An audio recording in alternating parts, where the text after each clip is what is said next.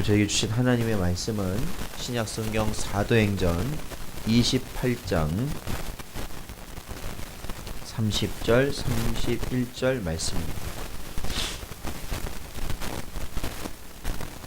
사도행전 28장 30절 31절 말씀입니다.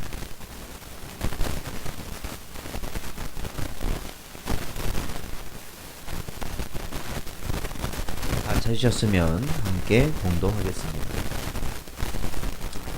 바울이 온 이태를 자기 셋집에 머물면서 자기에게 오는 사람을 다 영접하고 하나님의 나라를 전파하며 주 예수 그리스도에 관한 모든 것을 담대하게 거침없이 가르치더라.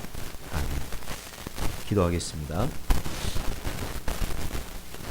하나님 아버지, 은혜와 사랑에 감사를 드립니다. 오늘도 저희들을 주님께서 불쌍히 여기시고 주님 앞에 나오는 삶이 되게 하시고 드려질 수 있는 삶이 되게 하여 주시니 감사합니다. 아버지 하나님, 이 한 시간 저희들의 심령을 불쌍히 여기시고 오직 하나님의 뜻을 바라볼 수 있는 은혜의 은혜를 더하시고 오로지 성령께서 저희를 주장하여 주시옵소서.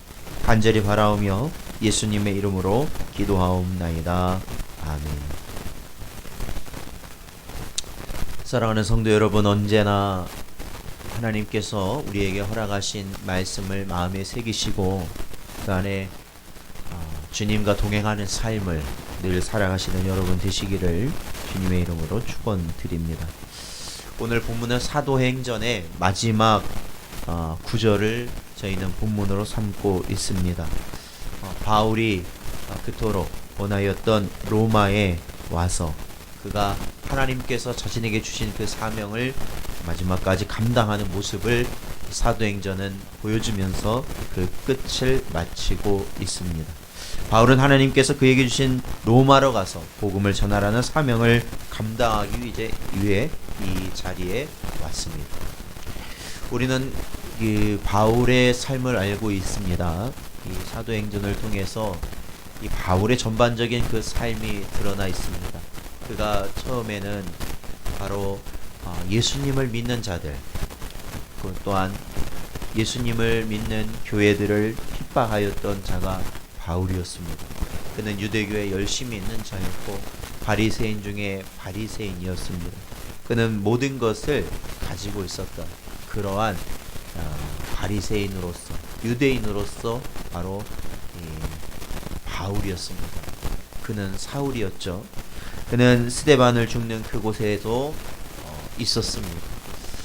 그러나 그가 다메섹 도상에서 예수님을 만나고 난 이후에 그는 바울로서 그 일평생을 이방인의 사도로서 그는 살아가게 되었습니다. 그도 자신만의 그러한 계획이 있었지만 주님께서는 그를 하나님이 원하시는 그 길로 인도하셨습니다. 그래서 결국 이 사도행전을 마치면서 그는 이 로마로 오게 되었고 그는 로마에서 하나님의 복음을 전하게 되었죠. 천국 복음을 전하게 되었죠. 그리고 예수 그리스도에 대해서 전하게 되었습니다. 이 바울의 오늘의 이 모습은 그는 전혀 다른 이들이 알아주지 않는 자리, 심지어는 그가 죄인의 신분이었다라는 것입니다.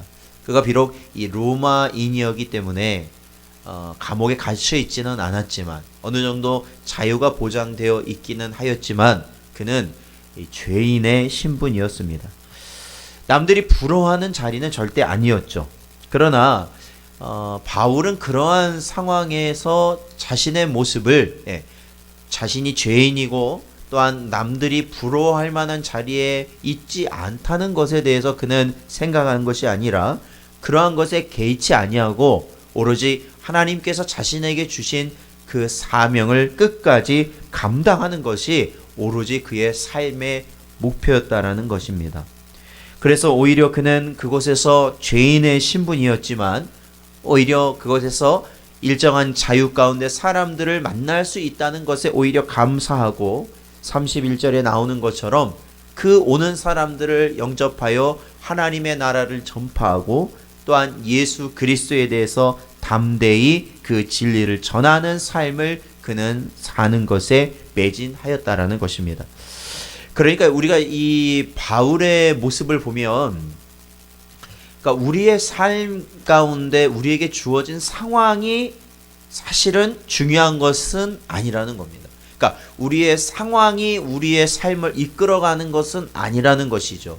우리의 삶 가운데서 우리가 살아갈 수 있는 근거와 이유는 하나님께서 나에게 주신 그 사명 가운데 나에게 허락하신 삶, 그렇죠?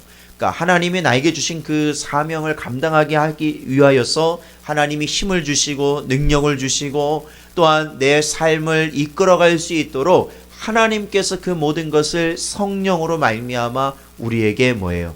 허락하신다라는 것입니다. 그러니까 우리는 모두가 어떠한 삶을 사는 걸까요? 사명자로서의 삶을 사는 것이죠. 우리가 이 생명을 유지하기 위해서 사는 것이 아니라 사실은 우리가 그 생명을 유지하기 위한 그것을 목표로 두고 사는 것이 아니라 이 세상에서의 삶을 어떻게 하면 더 안락하고 더 풍요롭고 또한 남들이 부러워할 만큼의 삶을 영위하는 것이 목적이 되는 것이 아니라 그 모든 것은 하나님께서 나에게 주신 그 사명을 감당하시기 위하여서 하나님이 나에게, 그죠? 하나님이 우리에게 가장 합당하게 주시는 것 뿐이지 그것이 우리의 목적이 되진 않는다는 거예요. 그래서 이 바울은 자신이 죄인이었지만, 죄인의 신분으로 이곳에 왔지만 그는 절대로 그것에 연연하지 않았다. 왜? 바울은 하나님의 복음을 전하는 것, 주 예수 그리스도에 관한 진리를 전하는 것이 그 삶의 목표였기 때문이었습니다. 그렇기 때문에 우리는 사명자로서 살아가야 됩니다. 이 남은 인생을 우리가 헛되이 살아가지 않는 것은 사명자로서 살아가는 것입니다. 목사는 목사의 사명대로 사는 것이고 성도는 성도의 사명대로 사는 것입니다. 특히 우리 모든 택함받은 백성들에게 주신 사명이 뭡니까? 하나님의 말씀에 온전히 순종하는 삶을 사는 것입니다. 온전히 순종하는 삶을 사는 것. 하나님이 원하시는 것은 바로 순종의 삶이기 때문에 그렇습니다. 사무엘상 15장 22절에 보면 이렇게 하나님 말씀하십니다. 사무엘이 이르되 여호와께서 번제와 다른 제사를 그의 목소리를 청종하는 것을 좋아하심같이 좋아하시겠나이까. 순종이 제사보다 낫고 듣는 것이 순양의 기름보다 나으니. 이렇게 기록되어 있습니다. 사랑하는 성도 여러분, 오늘의 삶은 하나님께서 우리에게 허락하신 삶임을 여러분 믿으십니까? 그렇다면 우리가 이 오늘의 삶을 이 땅의 것을 목표로 하여서 사는 삶으로 우리에게 허락하신 것이 아니라 바로 우리가 있는 가정과 우리가 속한 직장과 우리의 삶의 영역 가운데서 하나님의 말씀을 지켜 나가라고 우리에게 허락하신 삶이라는 걸 여러분 믿으십니까? 여러분, 오늘도 하나님의 말씀에 순종하십시오. 죄된 육신의 본성을 거스르는 것, 그것은 오로지 하나님의 말씀에 순종하는 것입니다. 거룩의 길을 가는 것, 하나님의 말씀에 순종하는 것입니다. 복된 길을 가는 것, 하나님의 말씀에 순종하는 것입니다. 그것이 바로 성령 하나님이 우리와 동행하는 삶을 사는 자의 모습일 줄로 믿습니다. 오늘도 저희들 이 시간 주신 말씀을 꼭 붙들시기 바랍니다. 그리고 우리 앞에 있는 산적한 수많은 우리가 감당해야 될 것은 오로지 주께 맡기십시오. 그리고 오로지 말씀에 순종하는 삶을 살아가시는 여러분 되시기를 주님의 이름으로 축원드립니다. 기도하겠습니다. 하나님 아버지 감사합니다. 오늘도 주신 말씀을 마음에 온전히 새길 수 있는 은혜를 허락하시고 하루하루의 삶이 오로지 하나님께서 우리에게 허락하셔서 우리의 사명을 잘 감당하라고 우리에게 주신 시간들임을 깨닫게 하여 주시옵소서.